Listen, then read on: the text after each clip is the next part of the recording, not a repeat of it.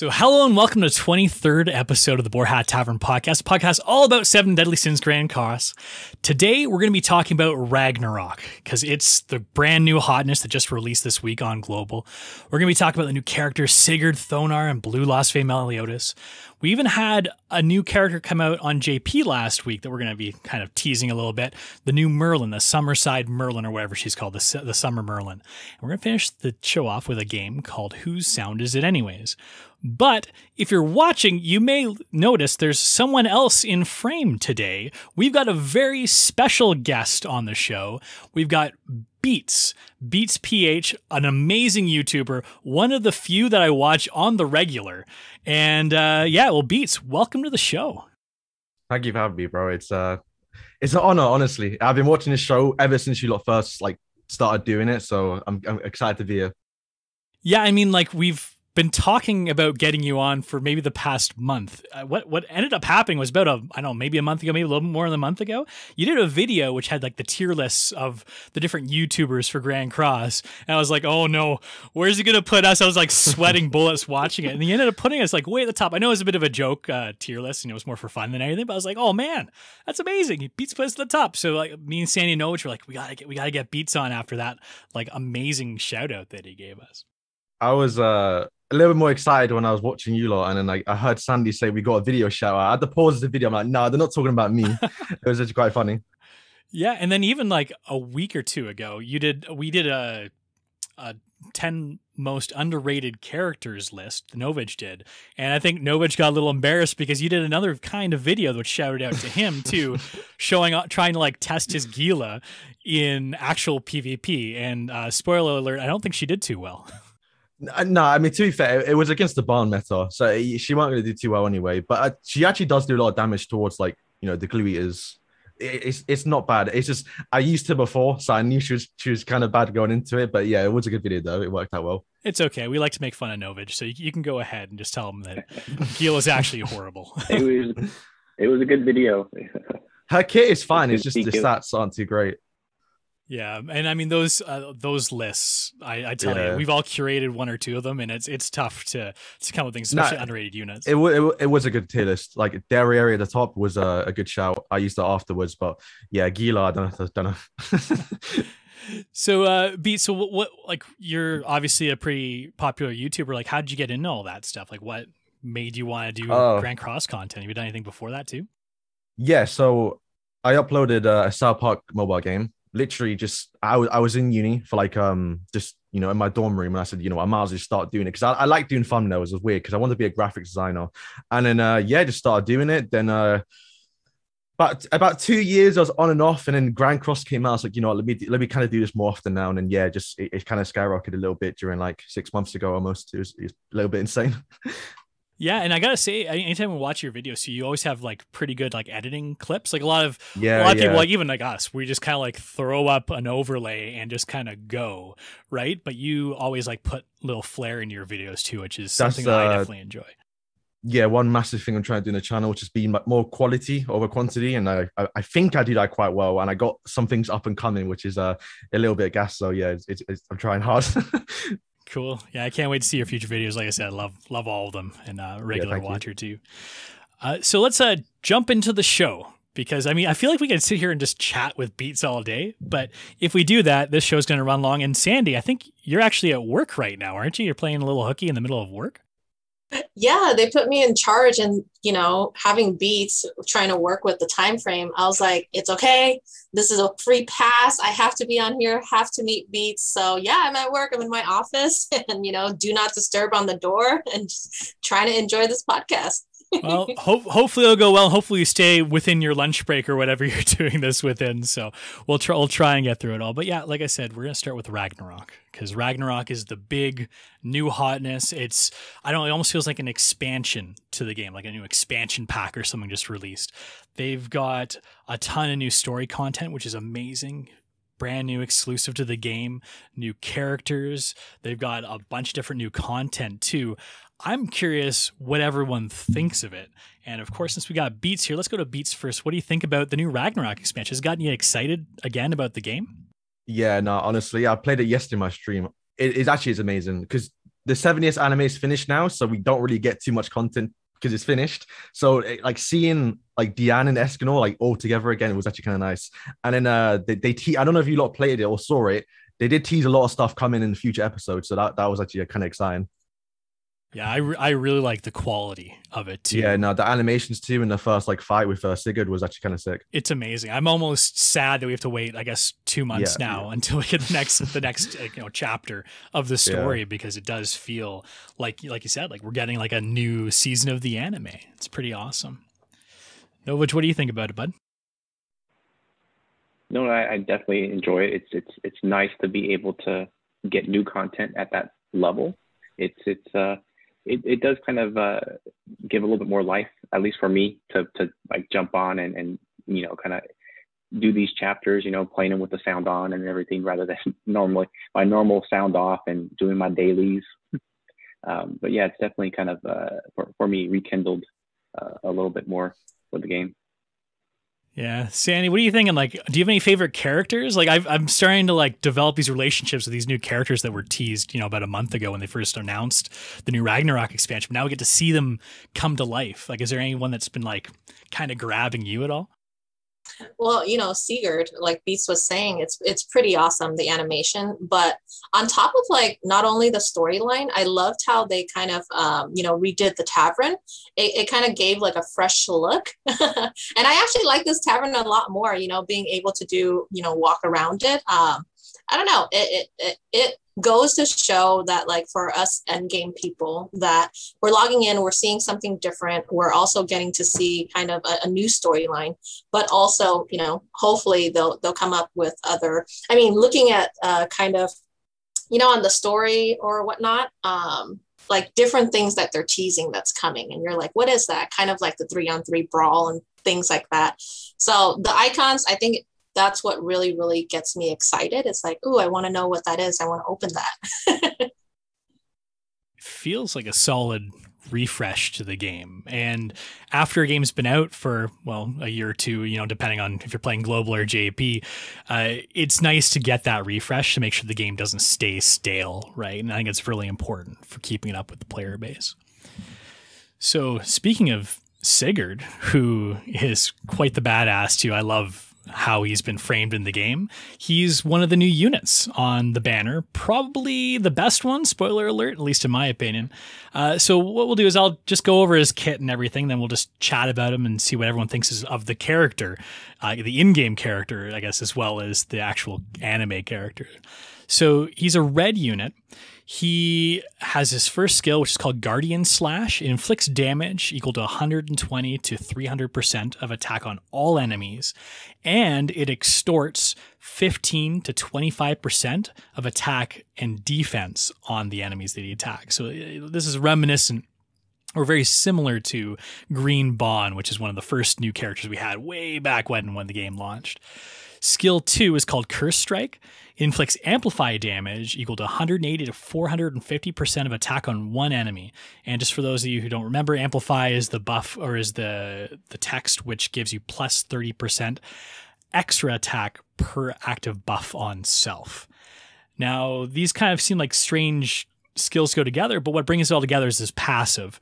At the start of the ally's turn, for every enemy affected by a stats decrease effect, which includes extort, it applies an effect which increases attack stats of all allies by 10% for 2 turns. And this can stack on everybody up to 3 times. So you can give everyone 3 buffs, 3 attack buffs.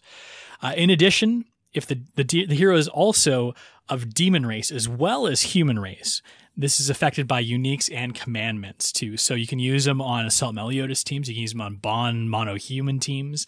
He's a very versatile character. And then his ultimate, it's a flood damage card, 560 to 840% of attack on one enemy. And flood, again, it does more damage based on how much health you have, very similar to the One's flood card.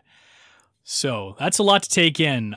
As soon as I saw him announced and I saw his kit tease, I was pretty excited about him. Beats, what are your thoughts on Sigurd here? Have you taken him for a stroll yet?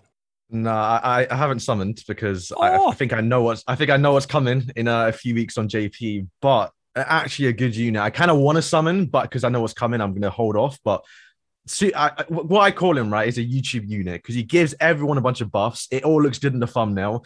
Everyone's hitting crazy damage, and then the extort as well is kind of nice because you're low on their stats. But yeah, the amplify stuff is one of my favorites because I still have some love for Eren Titanform, so I just love the fact you can just do some nasty damage numbers, and then yeah, he's making everyone just do so much better on the team. Have you faced him at all in PvP yet, though? I've faced one Sigurd team, and I was a little underwhelmed, actually. I versed him once, and he didn't do good.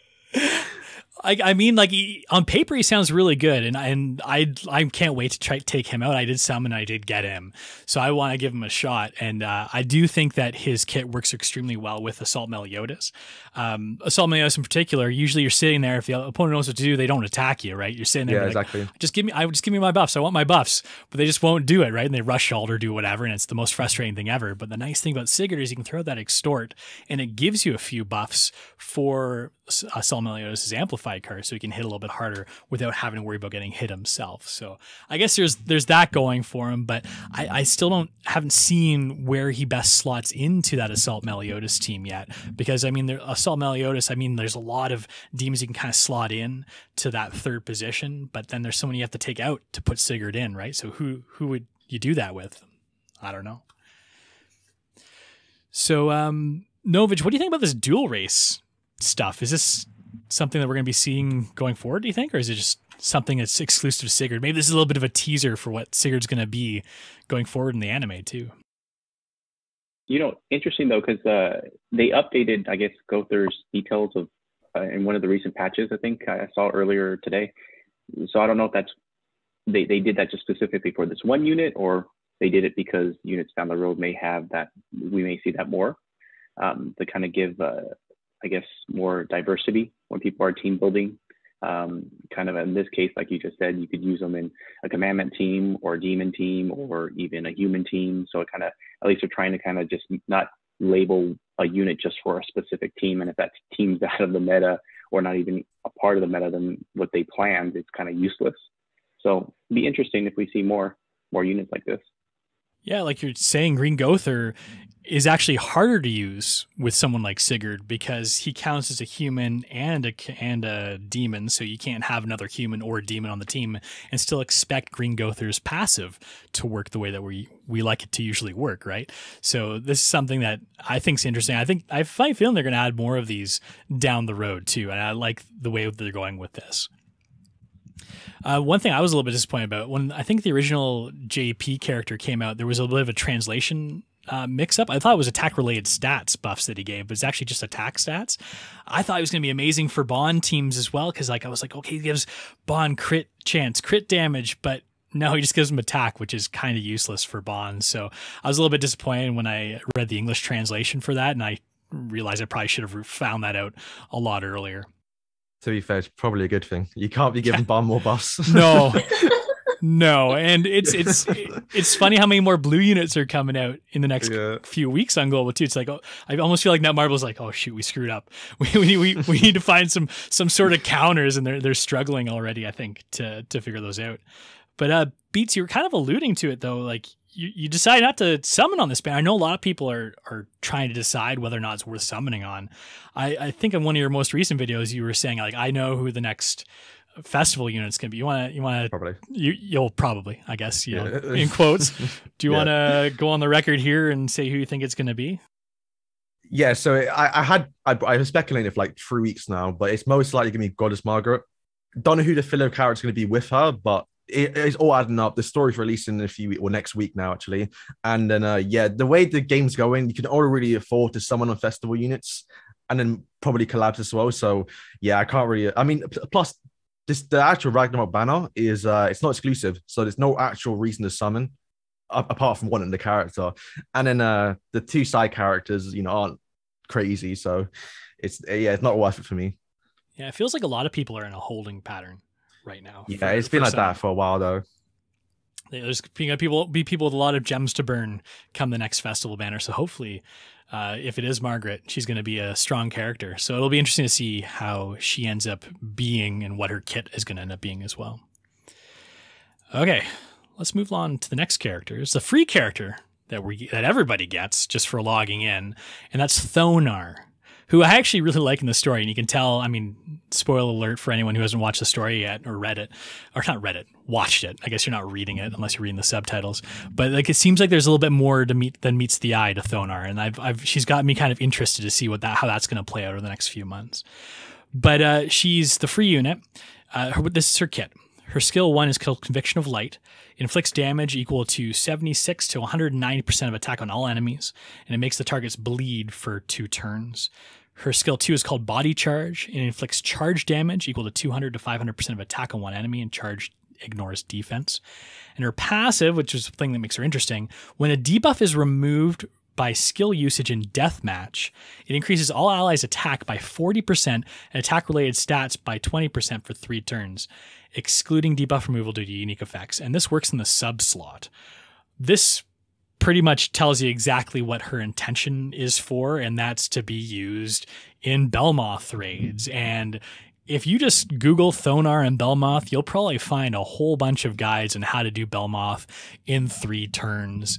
And it doesn't seem to be a very difficult strategy to pull off. Beats, I was hoping to see before we had the show, maybe you'd have a guide for us on how to do a 3-turn Thonar. Is that your thing? Do you like to do guides? Now and again, obviously, I just I mix things up, really. I don't just follow one certain pattern, but I think you have to have a Darieri build up, the green one, and she's like level 60, so I haven't invested into it.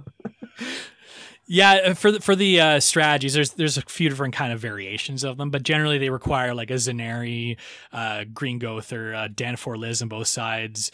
Green Darieries are beneficial too, or Zaratrosses. You can kind of get away with a few different characters, but still, it can make your Belmoth raids a lot faster, and they've been like notoriously the longest raids for a little while. But the thing I'm a little disappointed about with Belmoth, I mean, when Belmoth first came out, everyone was trying all these different new strategies, and it was very frustrating going into Belmoth raids with randoms. I feel like just the last few weeks, people finally figured it out, where like you've got like the consistent strategy that was going on, and then Netmarble throws a wrench into things. Now there's these Thonars running about, and people just like don't necessarily know what the new strategy is or like how to do it. So I don't know. Is this something that's frustrating you guys? Like it's frustrating me, at least for like the short term. What do you think, Sandy? It does frustrate me, and honestly, it's just either you know how to play it, if not, it just really wastes your time. So I know a lot of us in the Discord, we do it within the Nighthead because we understand it. But Thonar, I did pull on the banner. Now that Beats said that something's coming, I need to stop. I was trying to get Sigurd, but I got 3 Thonars. So maybe is she worth leveling so that the Belmoths can go a little bit quicker? But I probably will look up after this some strats on YouTube. Maybe Beats will do a guide and I can watch that. Well, the fantastic thing about her is you can just throw her in the sub slot. You just need to like unlock her passive. You don't even need to level her up. I guess you have to make sure that you can still out CC the boss with all your characters. So that is, I guess, the one reason maybe to bring her above level 60 potentially, if that is a concern. But yeah, I mean, it's nice when now that Netmarble has given us the option to go into these open channels where people can like pick your team for a Belmoth raid. One thing I've noticed is that the team that I've been usually going with to try and do my 3 open Belmoth raids a day, no one's been picking me as often because I've changed my team comp up. And I guess that's where the real frustration for me lies, but hey, it is what it is. But I don't know, Novage, is Thonar going to be on your next most underrated characters list for PvP, or is she just going to be exclusively for Belmoth raids, or is there some sort of thing that you're cooking? I think she's just more for the raids. It's nice to at least get it for free, so hopefully it kind of helps the situation of pickups if you're not able to get any more invites from your guild or your friends list. Nova just watching his words carefully because he knows if he says the wrong thing, Beast is going to do a video about it. So, okay. I think you lot should be enjoying this passive because you lot were complaining that they kept excluding death matches. So it's like the first one where it actually works, isn't it? That's true. I guess they pick and choose. You can't just do both though. That's the unfortunate thing. But hey, it is what it is. All right, let's not spend too much time on Thonar. If you get her, whichever one does, consider using her for those Belmoth raids. The next unit's kind of an interesting one though, and I've heard a lot of mixed opinions on the new blue Lostvayne Meliodas. One cool thing about this Lostvayne Meliodas is he's not actually a festival unit, so he's going to be available on your standard race draw tickets and potentially other banners down the road as well, non-festival banners. So the way that he works is his first skill is called Advanced Front. Inflicts damage equal to 120 to 450% of attack on one enemy and depletes ultimate move gauge orbs. Very similar, the exact same card as Green Merlin's Drain card that everyone knows and loves. His skill 2 is called Despair Burn. It inflicts damage equal to 180 to 300% of attack on one enemy. It decreases attack-related stats on that enemy for 1 to 2 turns. This is the Rugel's card, Rugel's single target card that a lot of you probably know about as well. And then his passive, at the start of battle, during the ally's turn, increase the hero's ultimate move gauge by the amount of orbs possessed by the hero with the most number of orbs. Limit one time up to 3 orbs. And that's a bit of a mouthful, but essentially what happens is on your first turn, you're going to get extra alt orbs based on whichever unit on the field has the most orbs already. It's typically 2 or 3 orbs. So it's really, really easy to rush Blue Lostvayne Meliodas' ult. You're generally going to have it for your second turn. His ultimate is Lostvayne Meliodas' ultimate. Everyone already knows it. Secret technique, ignores attribute advantage. So I don't know. Do we have any strats that are going to be like, is Blue Lostvayne Meliodas better than Red Lostvayne Meliodas? What's going on here, Beats? What's the secret to Lostvayne Meliodas? We're going to be using him at all? Probably not, honestly, because the thing with the meta is right now is you got to get him 6/6. If you don't, then you can't really do too much. And I guess my problem with him is the fact that his actual skills aren't damage skills, they're more support skills. So if the ultimate doesn't kill against barn teams, it actually probably wouldn't, then he doesn't have that, AoE charge that the other Lostvayne has, to where he can probably finish up the people, especially if Arthur's like taunting. So yeah, kind of the same gimmick really as the red one, because he still gets ultimate turn 2, because he still has to use a card even if he gets ultimate straight away at turn 1. Red Lostvayne can already do that. So it's an easier version to get him. So if people don't have the Red Lostvayne 6/6, then they can probably get this guy a little bit easier and maybe do some stuff in PvE probably, and maybe some PvP strats. But yeah, nothing too crazy. Yeah, I agree. He seems like a direct downgrade from Red Lostvayne Meliodas, because even you look, he's a blue unit, against Bond, it'll do great. But his ultimate ignores type advantage anyway, so Red Lostvayne's ultimate will hit fairly equivalent to this one. I think I haven't seen too much of it, but I'm pretty sure he has the same stats as the red one. And the red one's notorious for getting easy crits on, because you want to be critted. But the blue one, if you get critted by Barn turn 1 when he's got 4 orbs, it ain't gonna be too good. Yeah. There's no rank ups, It's like he's underwhelming. Yeah. Yeah, it's unfortunate. Like you said, too, you really need him high ult level to take advantage. He's got the same ultimate as Amelia, too, which we all know you need to have Amelia high ult to get the same advantage out of her. And another character, too, if you happen to have a 6/6 Amelia, it's like, well, you might as well almost use her over Blue Lostvayne Meliodas, because her kit is better with the freeze, and she's got ult depletion as well. So I don't know, like maybe this Blue Lostvayne I can potentially see him for like cheese strategies and PvE content, but really PvP, I personally don't see any uses for him, at least not in this current meta. Novage, are we going to be finding any cheese strats for this guy down the road? Another underrated unit? We're going to have to poke fun at you for the underrated units for a little while. You know that, right? Yeah. I think maybe, Beat said it right there. His gimmick is, getting orbs fast. You're facing a bond team with his detonate card. You may get hit really hard, and if he crits, it's even worse. So it's challenging for PvP, I would say. But maybe down the road, you're going to have someone that has him 6/6, and they throw him at the next tower or something like that, and people are going to be like, oh, I should have pulled for him. But maybe in a sense, we'll see him more in the banners, and you'll eventually get him. 6/6. I know now, like units that's been out for a while, and you pull and like, oh, I got another festival unit that I don't need, and it kind of just sits as a platinum coin for now until you want one of the other ones after you wait long enough to, So it's interesting. I didn't even consider the detonate damage too. That's another downside, I guess, of running into the bond teams as well and have detonates all over the place. Not to mention Arthur's ultimate as well. Well, I don't know. So what do you guys think of this banner then? Like, we already know Beats is skipped. I did one rotation because I really wanted Sigurd. He just looked really cool and everything. And I think he'll actually be useful in maybe some Guild Wars content. But outside of that, like, we already get the free Thonar for the Belmoth raids. Is Blue Lostvayne and Sigurd worth pulling for? Sandy, are you feeling regret? Is that what I see on your face right now? I do feel regret. However, speaking of banners, the banner I was most excited about is the Part 3 banner. Just because of all the characters on there. And, Sariel has eluded me. So I pulled on the Part 3 banner versus this banner.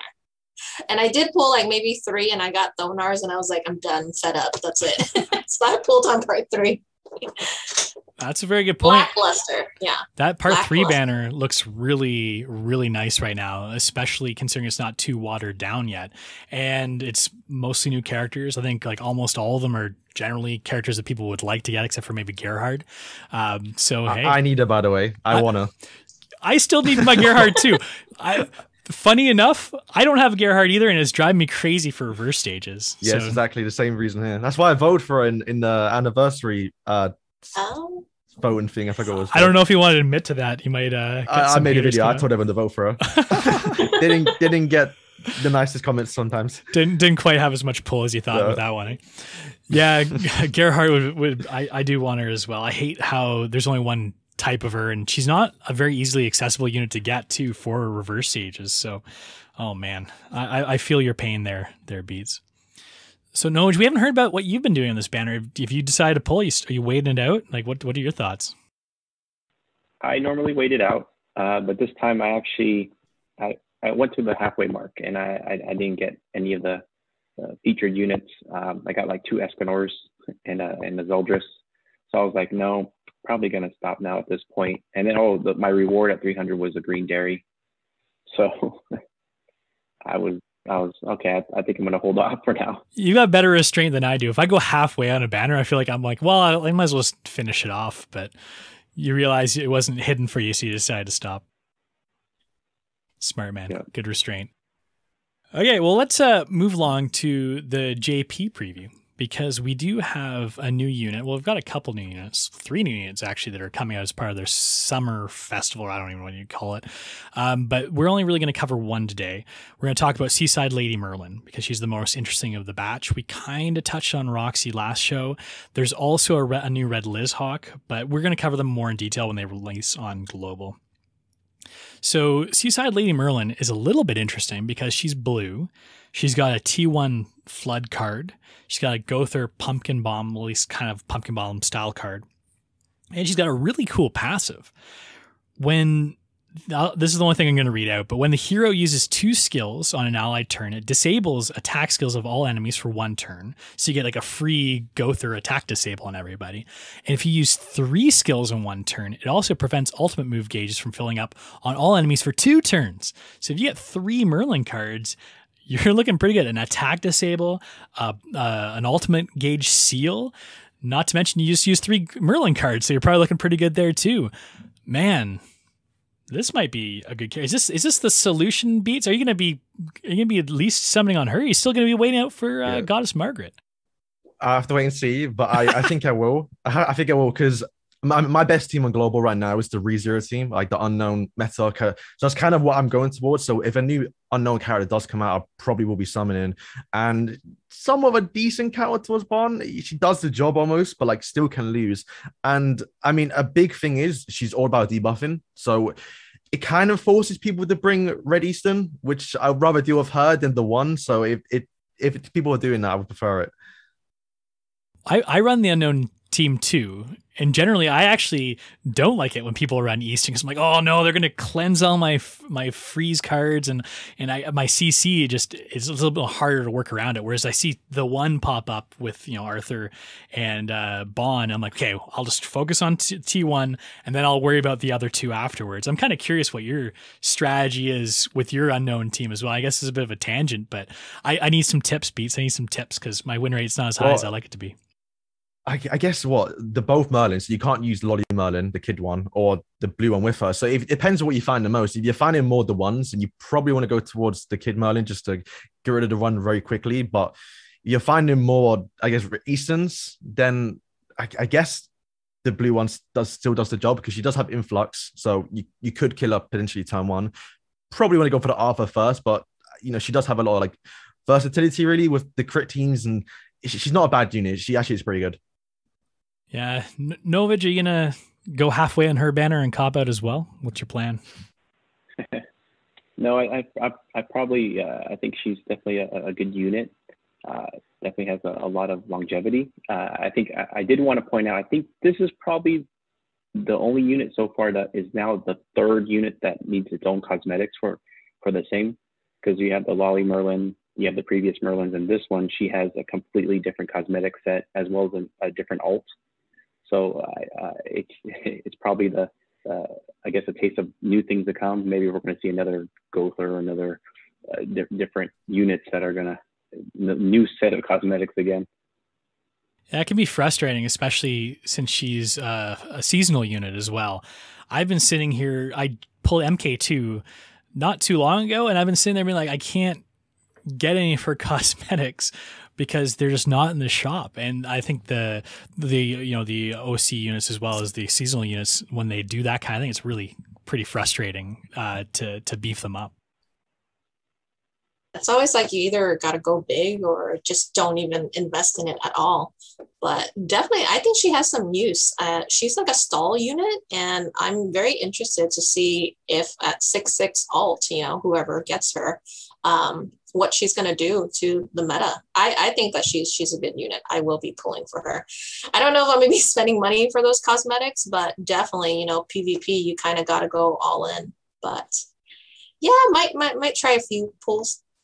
She doesn't strike me as a character where you need to go high alt level on her as well. Her alt, I believe it reduces HP related stats or something along those lines. I didn't write them down in the notes, which is my bad.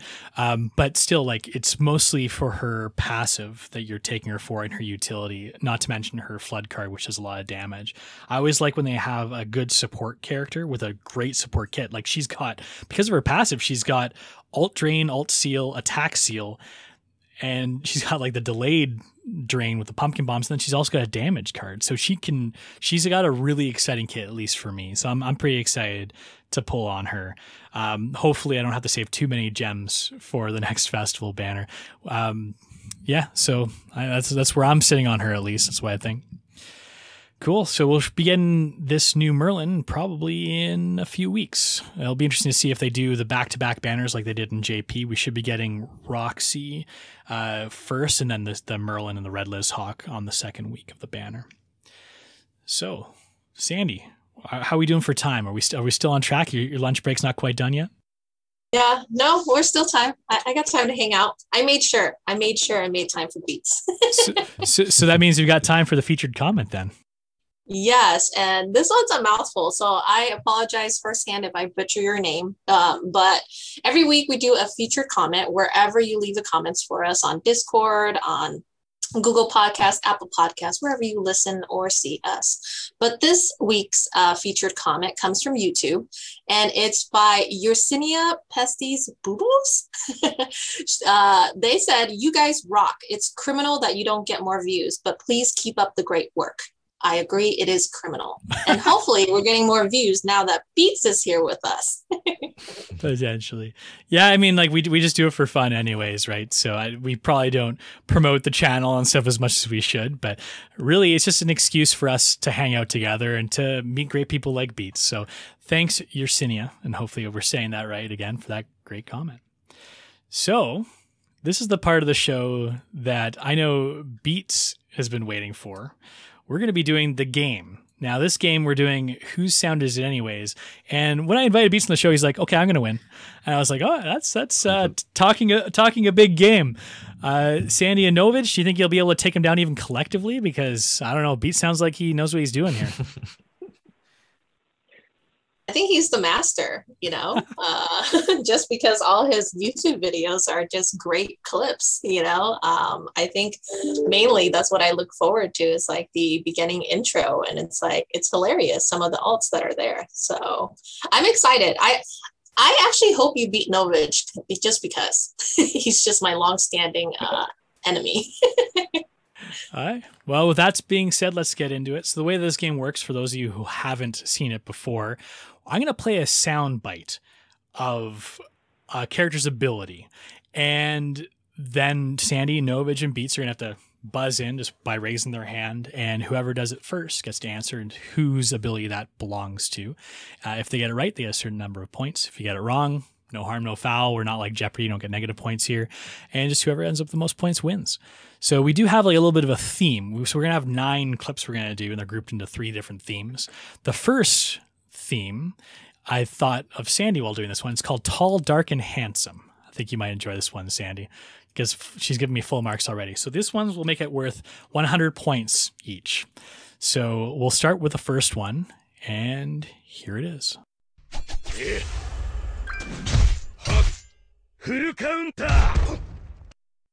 Oh, Sandyy, you beat Beats by a hair. Who is that one? It is my dream guy. It's Esterosa's counter card. That's correct. Full counter, green Esterosa. Beats, you're behind the 8 ball already, my friend.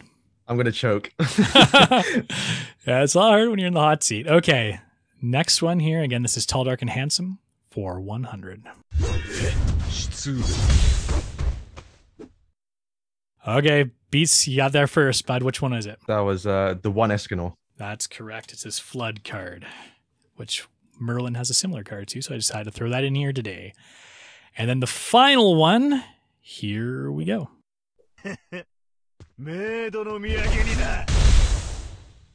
You chimed so fast, I was like, should I stop the clip in the middle? But Beats knew right away. What was it, Beats? Yeah, it's Purgatory Bond.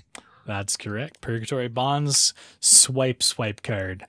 All right. Well, Beats, you are beating Sandyy and Novage collectively with 200 points. Sandy's got 100, and Novage has a big fat goose egg. I don't even know if he's buzzed in yet. Okay. So we're going to go into the next group, and this is the beauties. So this is for you, Novage. So I got one for Sandyy. This one's for Novage. Here we go with the first one in the category of beauties. These are for 200 points each.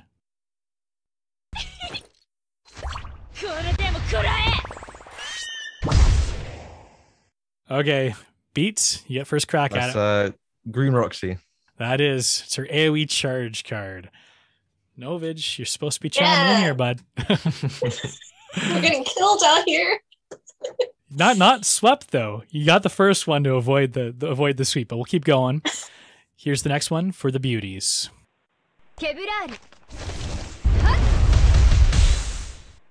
Oh my gosh, Novage, I saw your hand go up first, bud. Which one is it? That's Lolly Merlin. Oh no. Oh man, I was so excited for you. And then no, it's not Lolly Merlin. So Sandyy, do you want to try and take the steal here then? Yes, I think it's Blue Easton. That is Blue Easton. You probably recognize that because you do Guild Boss a hell of a lot of times. It's Blue Easton's AoE card. I just pulled her like last week, so that's why I didn't know what it was. Yeah, I've used her a lot, and especially on some of the Guild Bosses, just the recent one too. So I figured some of you guys might recognize that one. And we'll move into the final one in the beauties category. Here we go.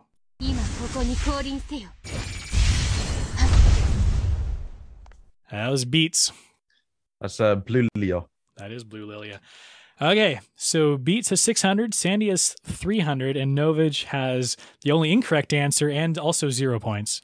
So it's just not your day, Novage, not your day. All right, so now we're going to... Good thing there's no negative. Exactly. You might as well buzz in early, right? So now let's go into the alts category. We're going to make them worth 400 each just to give poor Novage a chance. So we had Tall, Dark, and Handsome, then we had the beauties. Now we're going to do short, but still got it. All right? And these are all ultimates. We'll start with the first one. Here we go.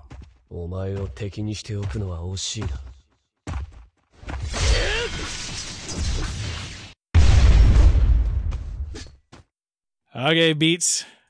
Who is that? That is Meliodas. No, it's not. That's not Meliodas. Oh no, they have the same voice actor. No way. Novage coming for the steal. Who is it, Novage? Is it Zeldris? That sure is Zeldris. Oh my gosh. I almost said Aaron. Making a game of it. You put your hand up so fast. I thought for sure you had it there. Okay, well, we're making a game of it. Beats is 600, Novage is 400, and Sandyy is 300. Novage really taking advantage of the 400-point alts. All right, 2 left. He has a good point. The same voice actors is confusing. Yeah. Yep. Well, here's the next one.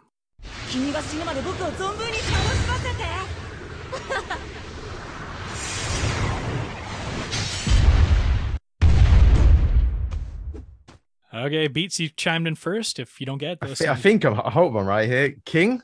No, it's not King. Sandy, you chimed in second, so you get to go next. Who do you think it is? Is it Helbram? No. Novage. Are you gonna pull into first with this answer here? Is it Quacks? No. Oh no, everyone got it wrong. It's actually Sariel. It's Sariel's ult. Oh yeah, that makes sense. What? Yeah, it's you hear the wind and stuff in the background. I'll play it one more time just for you guys' benefit.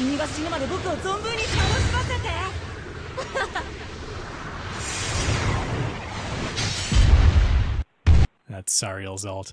Okay, well, it's anybody's game. We've got the final one here. Whoever gets this right essentially wins. Here we go.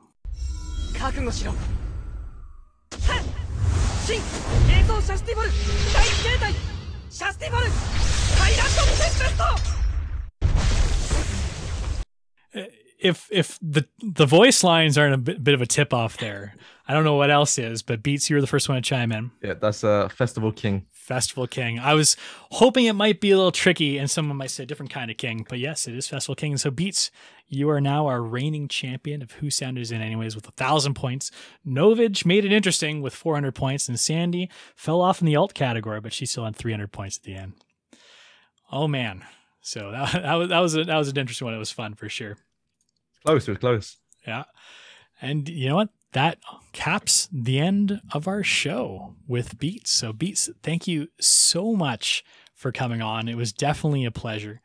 We'll have to have you on again sometime in the near future. Hopefully too, yeah.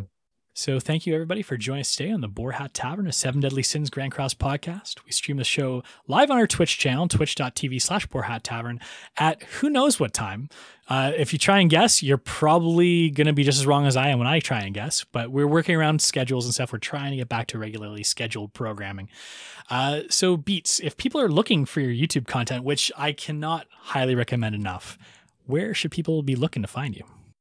So BeatsPH on YouTube, and we upload anything to do with Grand Cross, honestly. I have anything that I think of on the day, kind of what happens, but yeah, BeatsPH on YouTube.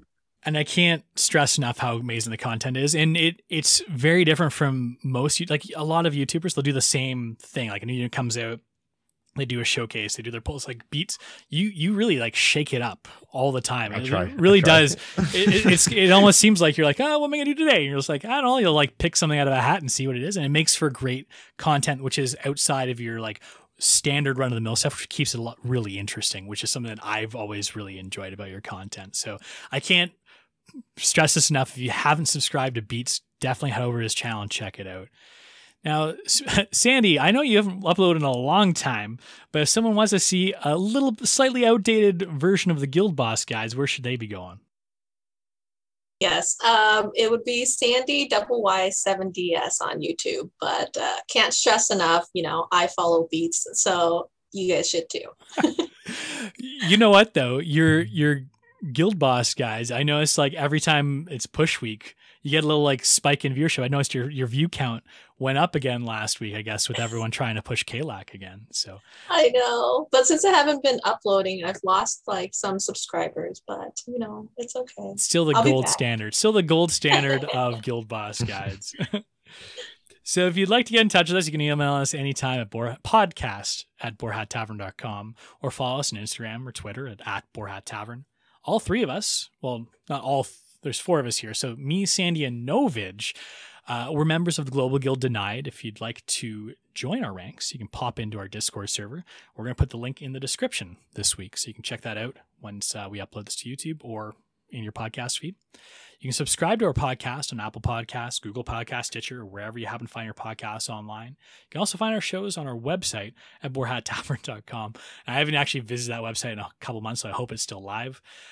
We'd like to thank Madeline Marois for crafting our killer logo, Streetwise Rhapsody from YouTube for composing the awesome cover of the Grand Cross theme song that we use for our intro, and Andre Bobe from ArtStation for letting us use his outstanding 3D renders of the Boar Hat Tavern for our pre-live and post-video splash screens. You can find all their work and their websites in the description below.